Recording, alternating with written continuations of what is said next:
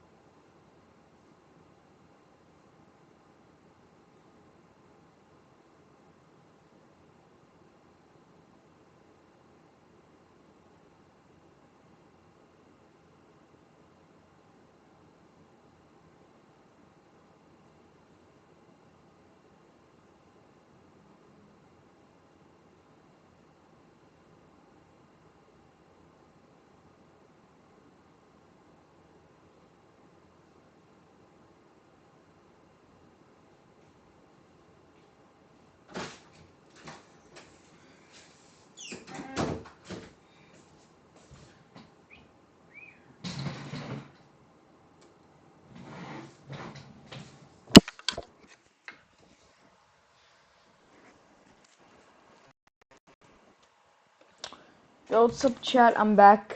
Yeah, so Menu inside of Unity. At the end it should look something like this. Special thanks to Hansoftune, Judaman, and Armin Narusi for their support on Patreon. And now, let's make a menu. So I currently have two scenes, a menu one which is completely empty, and a game one. Just pretend that you're seeing a game here. Now inside of our menu scene, let's begin by creating the UI. Let's right click in our hierarchy, go UI and select Panel. This will create a canvas, and inside of this canvas it will create a panel. Now I want to go under Image and replace the source image. I've imported my own background image here that we can drag in. You can choose to use any sprite here. Just make sure that when you select it, under texture type it's set to sprite 2D and UI. Then under our panel, let's go to color and let's amp up the alpha channel. So now we have a nice backdrop for our menu. Let's rename it to background. And at this point we're ready to add some text. Let's right click on our canvas, go UI, select text. And of course we could just use Unity's default text here. We could scale it up, center it, change the font size, change the color. But that's about the control that we have. If we want to change the font, we need to import some custom fonts. We can add nice looking shadows or gradients. And for most menus that I've created, I definitely want to have these options. So instead, let's delete this text object and let's import a free package called Text Mesh Pro. So let's go to the asset store, search for Text Mesh Pro. I'll of course have a link for this in the description. Let's select the pack here. This pack was recently acquired by Unity, and I've created a separate video on how to use it. So if you find something confusing along the way, definitely check that out. For now, we can just hit download or import, and we'll hit import again. And after it's done, you should see a folder in your project panel called Text Mesh Pro. Now we can go back to our scene view. We can right click on our canvas, go UI, and you should now see an option here called Text Mesh Pro Text. And right off the bat, we can see that the text renders a lot more clearly. Let's go into the font size here and let's change it to something like 84. Let's also give our text some room. I'll hold down Alt to scale from the center. Let's make sure to align our text to the center both horizontally and vertically. Now instead of new text, we'll write play with capital letters. And I'm also going to change the font asset to Roboto. yeah, so We don't actually see anything changing. We need some visual feedback on what's going on. To do that, let's re-enable our image. Under the normal color, let's go and change the alpha to 0.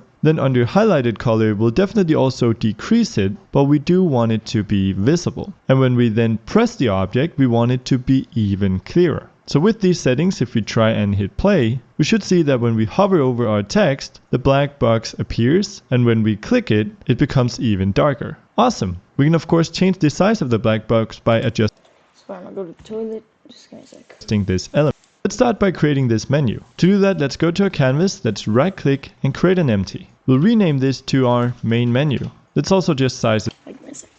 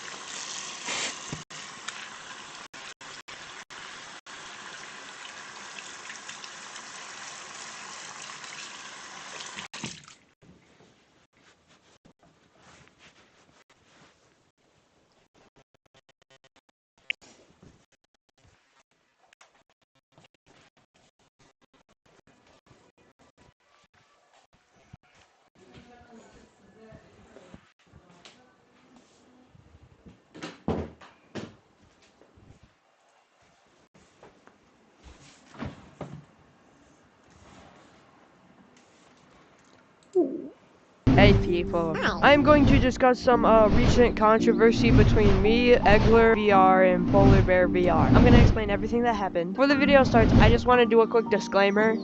Do not go to Polar Bear VR or Egler or anybody I mentioned in this video. Do not send hate to them. I'm just simply addressing everything that happened. So let's start from the beginning. I'm going through animal comedy content. I see this guy. His name is Polar Bear VR. He makes cool skits, and I'm like, heck yeah, I want to be in these skits. So I joined his Discord server.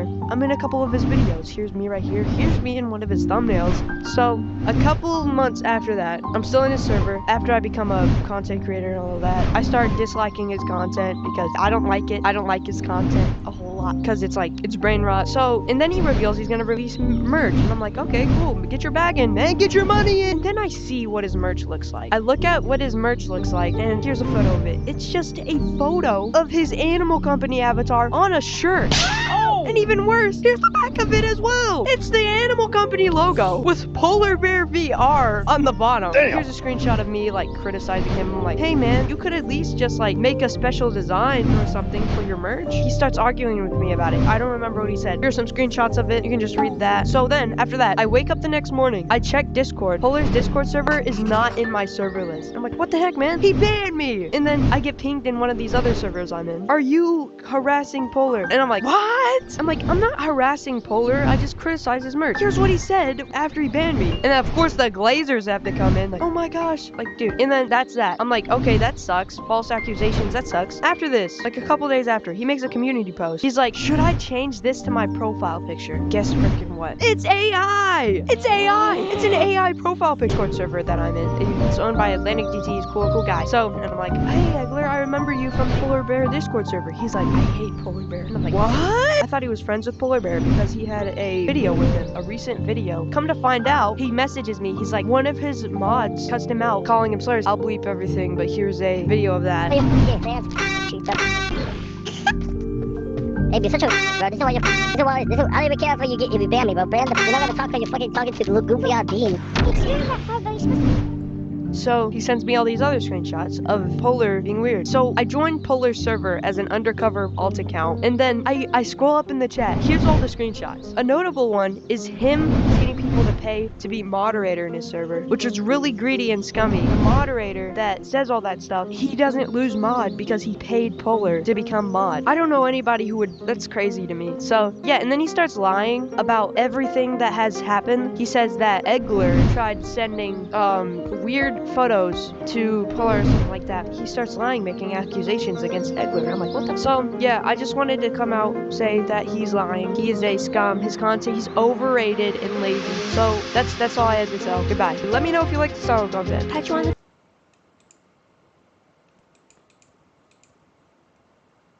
Today we are going to be killing every single monster in Animal Company. From the cyst monster. Hey people.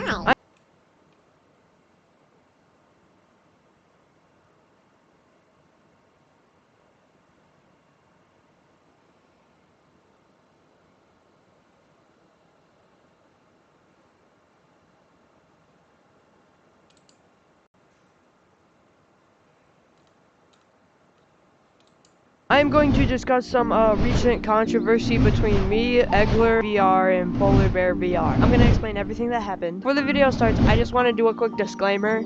Do not go to Polar Bear VR or Egler or anybody I mentioned in this video. Do not send hate to them. I'm just simply addressing everything that happened. So let's start from the beginning. I'm going through animal comedy content. I see this guy. His name is Polar Bear VR. He makes cool skits, and I'm like, heck yeah, I want to be in these skits. So I joined his Discord server. I'm in a couple of his videos. Here's me right here. Here's me in one of his thumbnails. So a couple months after that, I'm still in his server. After I become a content creator and all of that, I start disliking his content because I don't like it. I don't like his content a whole lot because it's like, it's brain rot. So, and then he reveals he's gonna release merch, and I'm like, okay, cool. Get your bag in, man. Get your money in. Then I see what his merch looks like. I look at what his merch looks like, and here's a photo of it. It's just a photo of his animal company avatar on a shirt. And even worse, here's the back of it as well. It's the Animal Company logo with Polar Bear VR on the bottom. Damn. Here's a screenshot of me like criticizing him. I'm like, hey man, you could at least just like make a special design or something for your merch. He starts arguing with me about it. I don't remember what he said. Here's some screenshots of it. You can just read that. So then after that, I wake up the next morning. I check Discord. Polar's Discord server is not in my server list. I'm like, what the heck, man? He banned me. And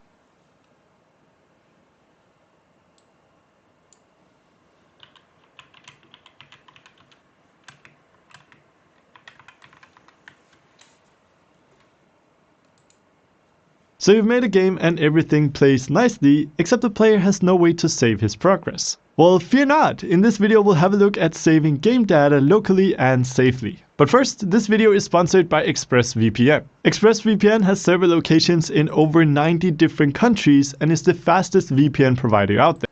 Pay money back.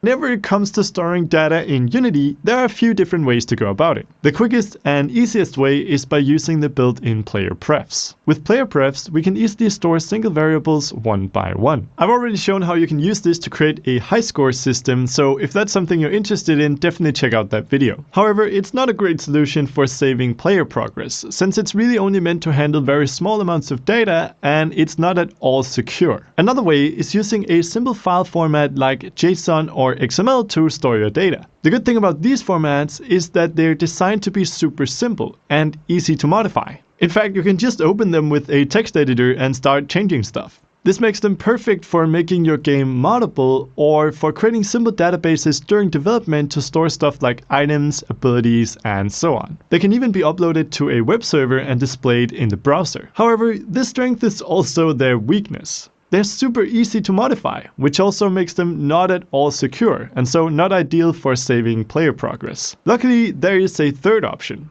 creating our own custom binary files. Custom binary files are very hard to read and modify because, well, they're in binary, which also makes them much more secure. And creating a binary file is actually fairly simple. Oh, and yes, this works on mobile as well. So we start by creating a class in Unity that contains the data we want as public variables. We could, for example, have a string, a float, a bool, and an int array. Keep in mind that data types specific to Unity, like vector3 or color, aren't serializable. This is not a big issue since these classes can often be represented using just the 4 base data types. A vector3, for example, could just as well be stored in a float array with 3 elements. Now, when we have the variables that we want to store, we mark the class as serializable. The next step is to use a binary formatter. The goal of the binary formatter is to read the data of any class we feed it and turn it into binary, zeros and ones. We then create a new file on the system through code where the binary formatter can put this data. When we want to load the data back into our game, we simply open up the file, have the binary formatter convert back from binary, and put it into the Unity class.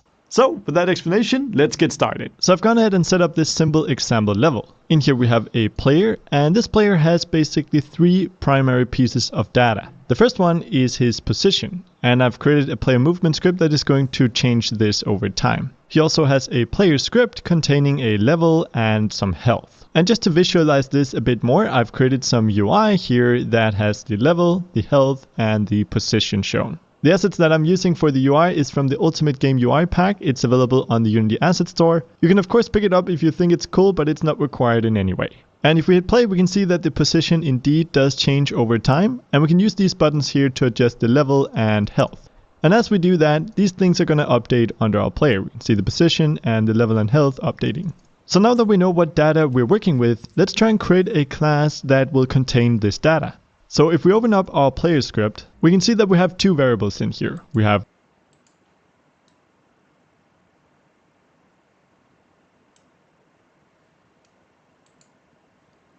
a public int for the level and one for the health.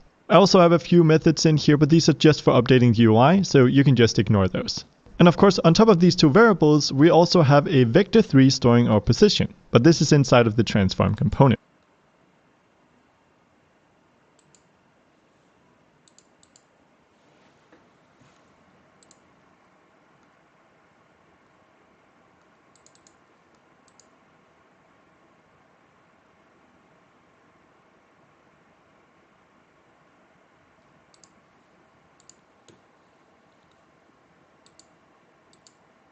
hey, P. In this video, we're going to have a look at how to create. So instead, better and make sure it becomes new. To do that, let's go to our canvas, let's right click and create an empty. We'll rename this to our main menu. Let's also just size it up a bit. This is going to contain all of our main menu elements. So we can select all of our buttons and drag them under our main menu object. Let's then duplicate this object and let's rename this one to Options menu. Let's disable the main menu. Now for this menu, I don't want a lot of buttons, but I do want it to say Options at the top. So I'm going to go under my Options button, take the text element alone and drag it to the top. I'm then going to drag it up here where it says Play, and I'm going to delete both the Play and Options button.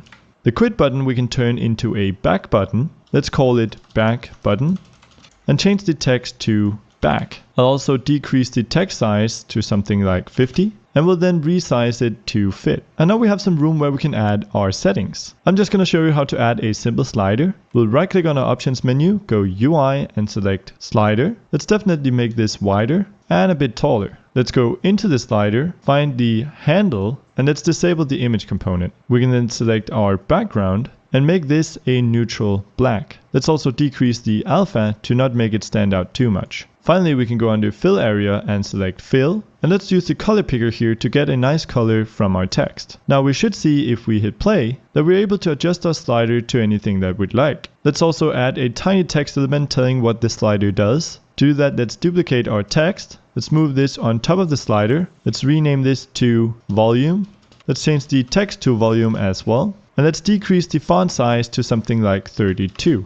We now shrink down this element, move it to our slider, and let's align it to the left. And we've now created a volume slider. Of course, our slider doesn't change any settings. If you want to know how to create an options menu in Unity, definitely let me know in the comments. So now we have our two menus, an options menu as well as a main menu. All that's left is to add functionality to these two menus. Let's begin with the play button. This is found under the main menu object. But instead of adding a separate script for the play button itself, let's add a script to the main menu object that will have functionality for all of our menu buttons. Let's hit add component, let's write main menu, let's create a new script of type C#, create an add, and let's double click it to open it up in Visual Studio. Now let's remove our start and update, and instead let's create our own function that will call whenever we press the play button. In order to be able to call it from the button, we need to make the method public. So we'll write public void, let's call it play game, and inside this method we'll simply load the next level. Whenever we want to change scenes in Unity, we need to be using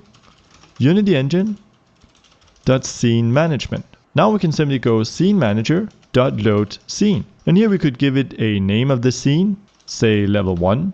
We could also give it a build index, say 1. But instead of loading a particular level, let's simply load the next level in the queue. To do that, we get the index of our currently loaded level. So scene manager.getActiveScene.buildIndex, and we simply increase it by 1, so +1. If we now save this and go into Unity, we of course need to make sure that we add our scenes to the queue. To do that, we go File, Build Settings, and here we have all of the scenes in our build. First, we want to add our menu, so that has an index of 0, and we'll then add our game, which has an index of 1. Now the last thing we need to do is simply hook up our play button to the function that we just created. To do that, let's select the button, let's scroll down to where it says on click. This is a Unity event. Again, we want to reference our main menu, and the function that we want to call is under main menu, and it's called quit game dot quit. And that should close down the game, and press on the play button. It loads the next on the menu. And we have that menu available right here, it's just disabled. So we don't actually need to do any programming. We simply select our options button, scroll down to the on-click event, add an action, and here we can simply reference our options menu directly. Then as the function, we'll go under game object and we'll choose the set active function. This is a really awesome part of the Unity UI events. The fact that we can call functions on Unity components. And then we can choose whether or not we want the game object to be enabled. And in this case, we do. But we also need to disable our main menu. So we'll just add another action. This time we'll reference our main menu. We'll again go under game object, choose set active, and this time we want it to be false. So if we now play the game and let's see.